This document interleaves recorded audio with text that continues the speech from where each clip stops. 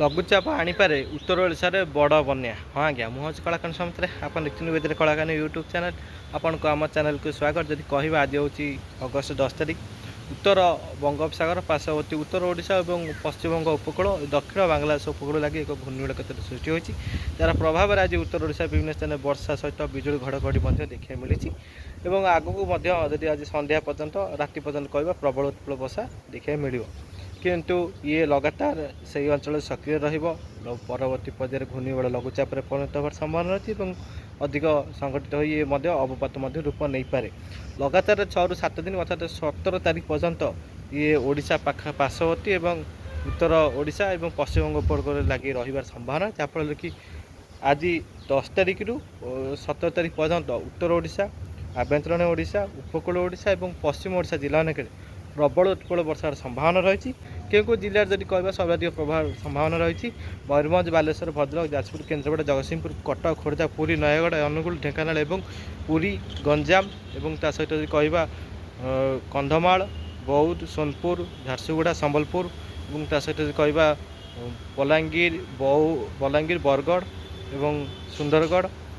कलाहांडी नवरंगपुर ये सब जिला मान कह प्रबल उत्पल वर्षा संभावना अच्छे सतर्क रुहतु ये सब जिलावासी और ता सहित कह दक्षिण ओडिशा मध्यम प्रबल वर्षा संभावना।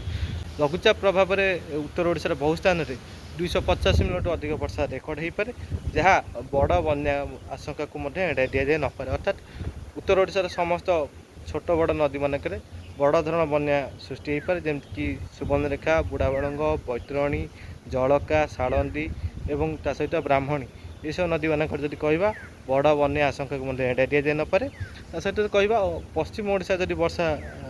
हुए और छत्तीसगढ़ वर्षा जब लगी रुहे 17 तारिख 18 तारिख पर्यटन निश्चित भाव में महानदी में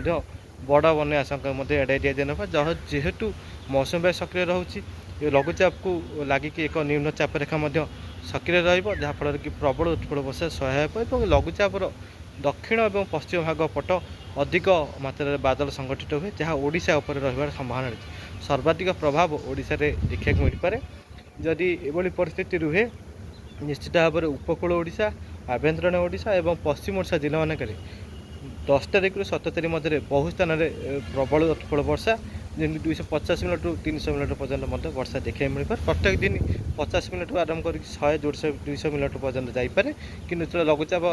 निकटतर हम और निम्नचाप रेखा जो अंचल देकी जीव से अंचल 150 रु आरंभ कर 200 250 300 मिनट पर्यंत वर्षा देखा मिले। ये स्थिति जब कह महानदी